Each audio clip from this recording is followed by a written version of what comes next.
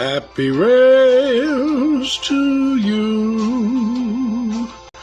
Welcome back, my friends. Happy rails to you. It's good to see you again. Thanks for watching the channel and the videos. Sometimes they go real fast and sometimes they're slow. Happy rails to you. Glad you're watching.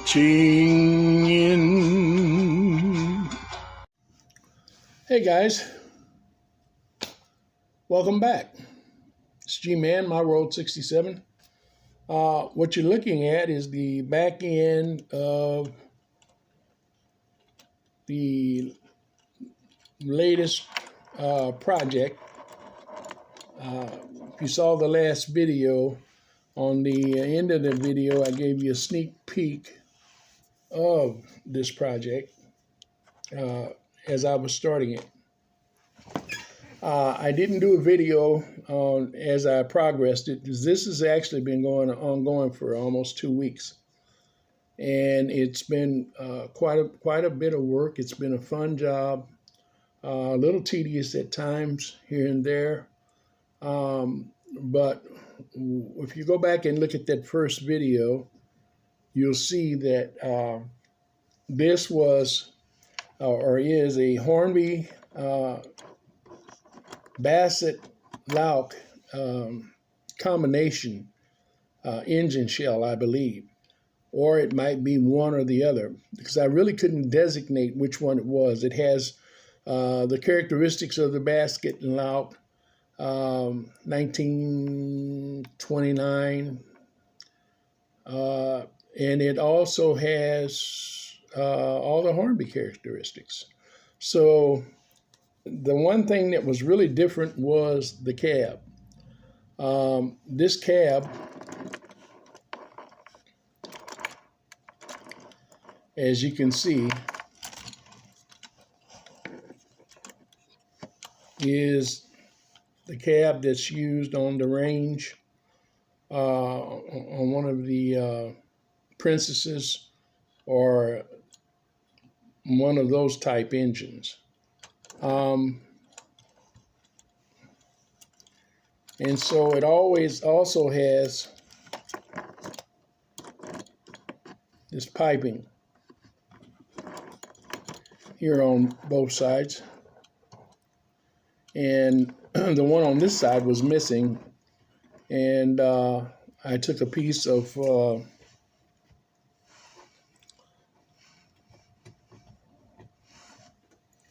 #1 brass wire, copper wire, and made one in the shape as best. It's very close, as close as I could get it.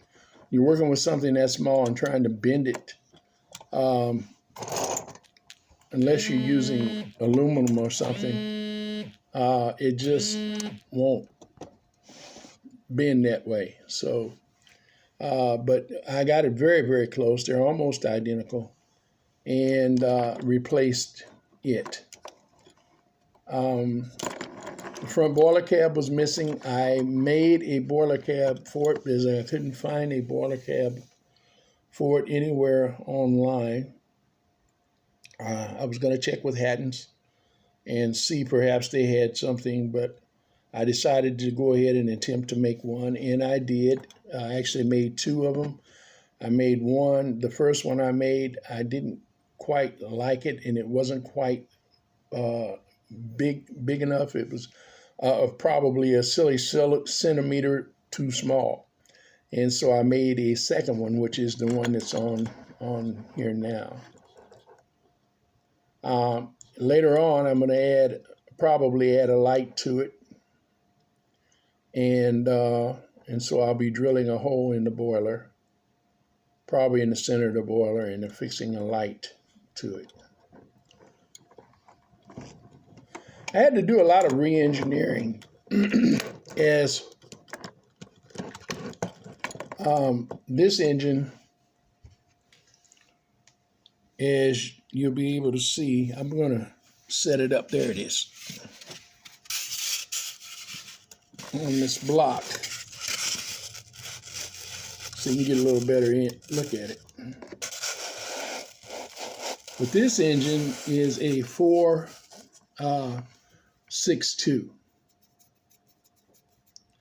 and most of Hornby's engines were 4.42s, or 2.42s, or 4.4. I've actually seen a 4.44 or 4.60, but they didn't do very many 4.60s in the early 20s, mid 20s, even the late 20s, until they went to the electric and they did the Princess engines.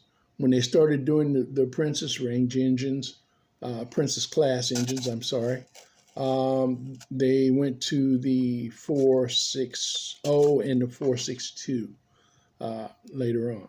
And so this was actually as I say, a 2.42, and it was designed for that type of operation. So I had to go in the chassis and the frame, and I had to cut some of the frame out and refashion the frame, which I'm not able to show you at this time because I've already put it together, unfortunately.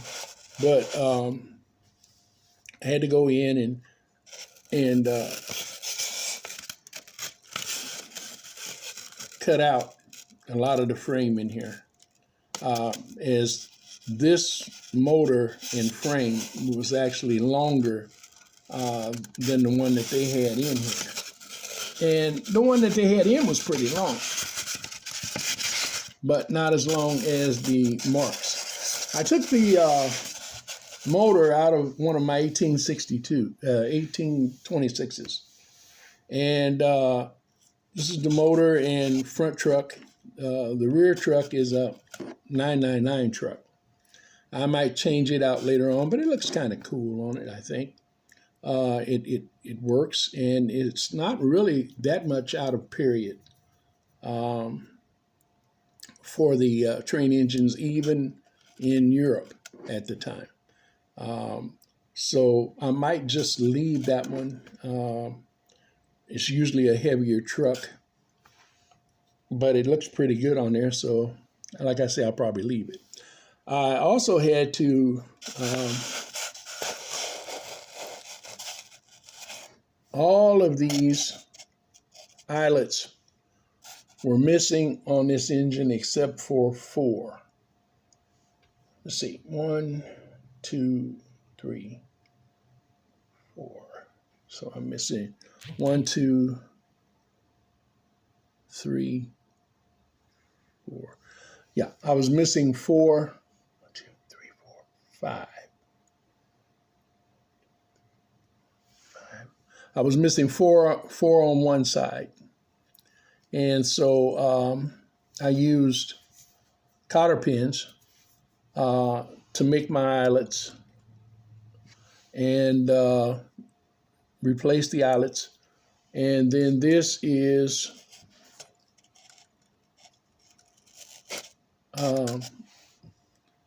almost like piano wire. I've used it before. I've shown it to you guys before in the past. It's that you can pick it up at the dollar stores or Walmart, and you use it for hanging things. It's a hanging wire.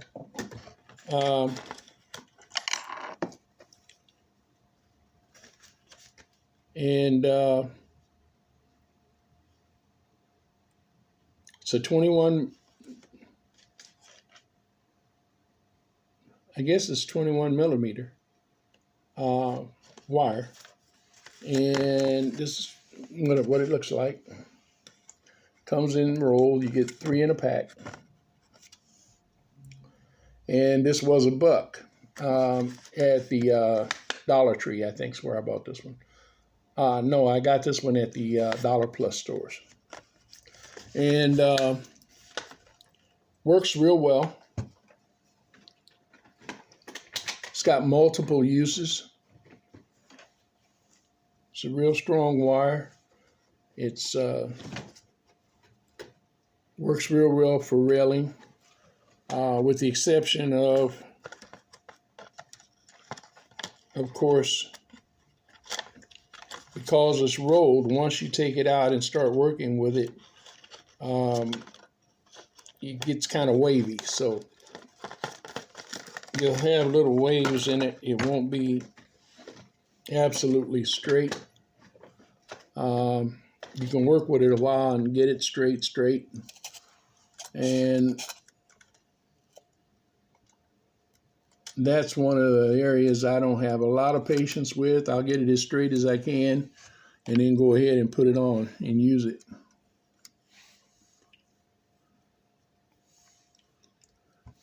Okay, so we put in the eyelets, we put on the handrails, just put those on yesterday.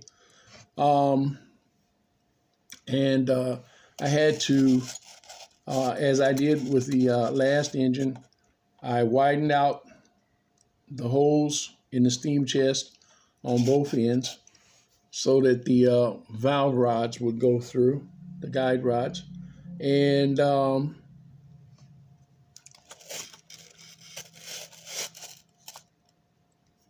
had to be careful how I pick this up because I just touched it up. That's what I was doing. In the process of touching it up. It was also missing, let me take it back down.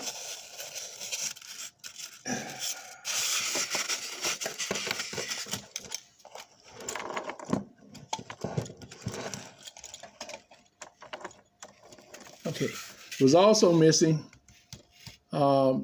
this dome, and so I put this dome in like a steam chime whistle on it. I looked and I saw that some of them had a dome here, and then they would have a sand dome here. And then there were some who had like a sand dome here, and they would have or two of these domes. So what I did was I went ahead, I had an extra one from a Canadian Pacific engine, almost identical to the one used by Hornby or Bassett-Lowke, and it's a little flatter on the top. And I used it there, and I had a steam whistle off of another engine, and I'm not sure what it was. So I put that on there. It turned out real nice. Researching it, there were some engines that were distinctively very close to what I've ended up doing with this one out of the necessity of parts.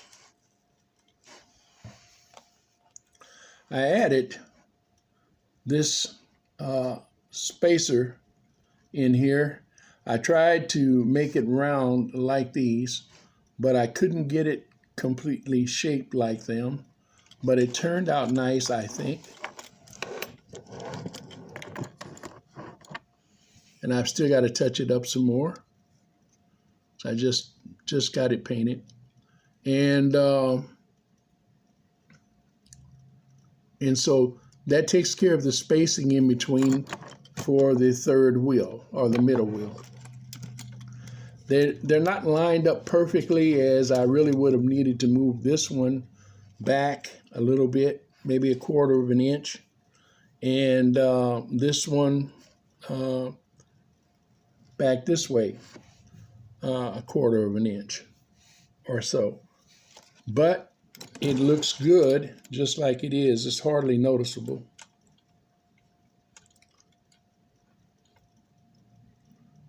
I mean, you really got to be looking for it in order to catch it.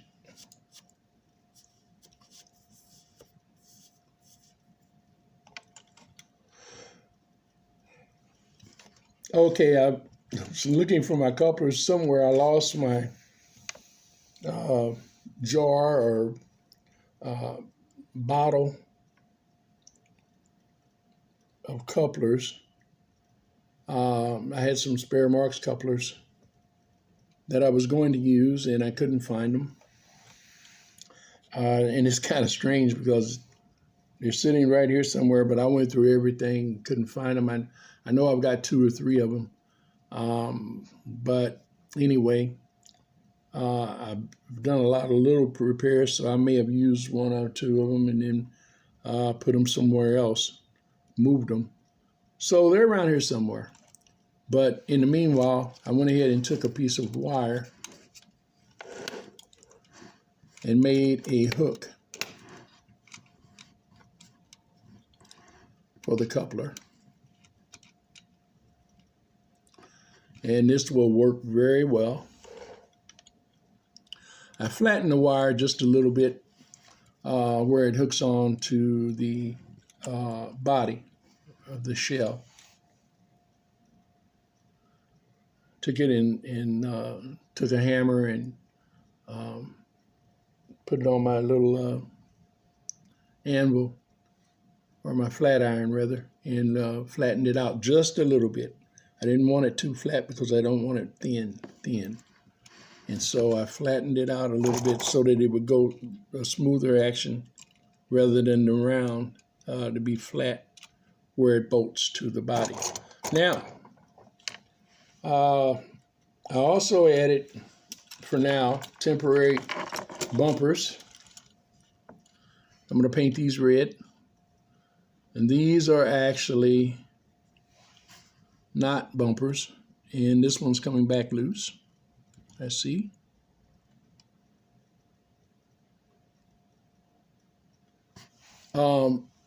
These are actually push pins. And the push pins look a lot like the original bumpers. And I've used push pins quite a bit at various times when I didn't have bumpers. And I do have some bumpers, but I've got to get them dug out and put on. So I put these on temporary just for looks.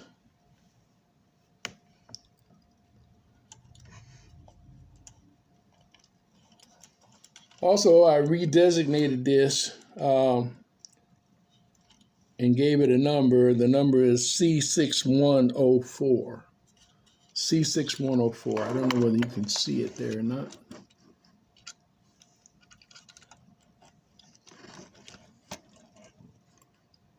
Might be better to, yeah, I guess that's the best side. But I'm going to redo these number boards also because in the process of touch-up, somehow or another I got smeared across the numbers little paint, and so the numbers aren't as clear as I'd like them to be. So I am going to replace those numbers. But C6104. You see here I still got some tape here where I was touching up. Take that off.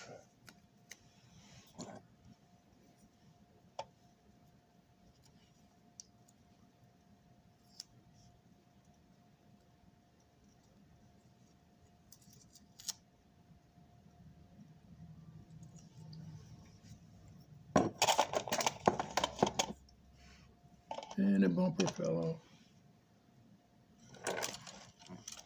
You see that bumper did fall off.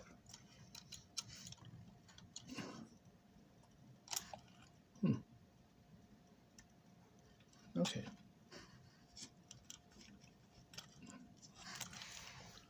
All right. So,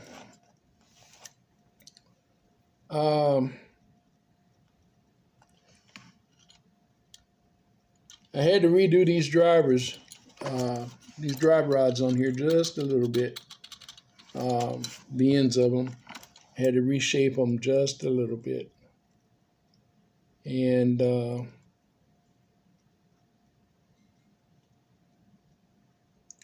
that's about it. Got it all together. I had to make a hanger for it, a couple of hangers for it to attach it to the body. Like always, there's one here that I've made. I haven't painted it black. And there's one here on the back.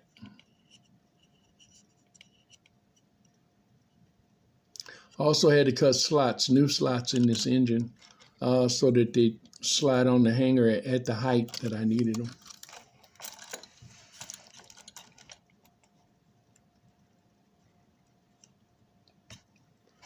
So I still got some more touch-up to do. I'm going to touch up this gold stripe around the nose. I just took some nail hardener and put around the end of this nose, because originally when I first put this boiler front on that I made, it was just a little high around the rim. So I took some striping tape and I put the striping tape on around it, and that took care of that little space, and it made a really nice ring around it. So when I painted it, it really looks raised. And so, but in the process, for some reason or another, this tape doesn't always want to stay taped over. So I use either liquid nail, not liquid nail, but Miracle Nail or nail hardener that the ladies use when they get their nails done. And it works real well to seal your decals or your lettering or whatever you want to use. And so I put some of that on and where it overlapped, and put it on heavy so that it would be enough there to dry and bind the two together. So I had to touch up this stripe. I'm going to touch up one of these other stripes or two of these other stripes on the engine body. And I think outside of putting on the new number boards, I think we'll be done with it. Of course, got to put the bumper back on again.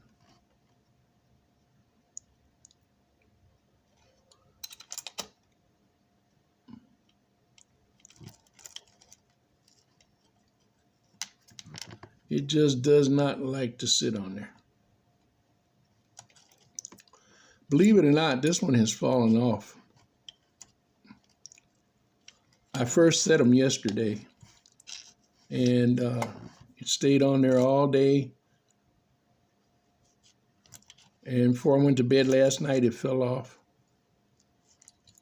Just sitting there, just fell off. Just like now. So anyway, it's the glue that I was using for that. But there it is, guys. The C designated custom 6104. The 6104.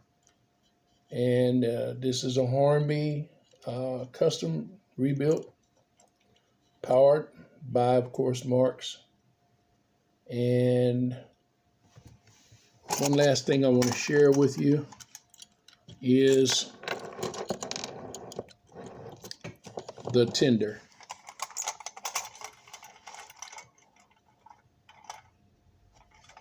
Now, this is not a Hornby tender. I'm not sure whether it was actually a Bassett-Lowke or an Ace or whomever, but I picked this up a few years ago, and I was using it with my Royal Scot, as it was originally a burgundy color, and so I repainted it. to match the engine. This engine, as it actually looks a whole lot better with this engine than it does the Royal Scot, because the Royal Scot takes a different type tender. This actually looks good with this. So it's kind of a rogue engine, but paired up together, nice pairing. And like I say, painted it to match it, and it is LMS, London, Midland in Scotland Railroad. So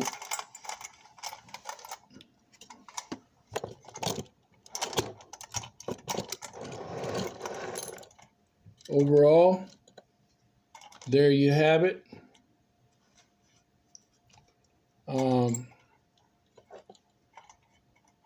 Hope you enjoyed the video.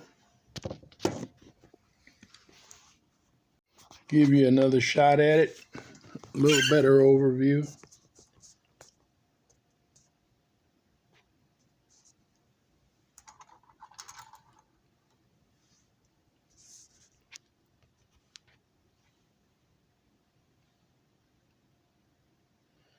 As I said, I still got a little touch up that I'm going to do.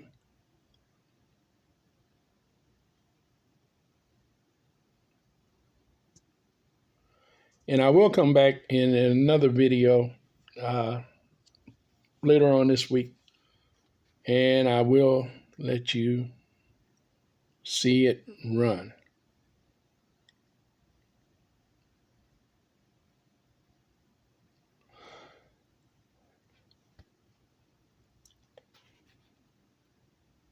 All right. That's all I have for you for now. As always, if you enjoy running your chains, operating your trains, working on your layout, rebuilding, restoring, custom building, whatever it is that you enjoy doing with your trains or your other hobbies, especially if it's trains, you should have happy rails. That's all for now. Bye-bye.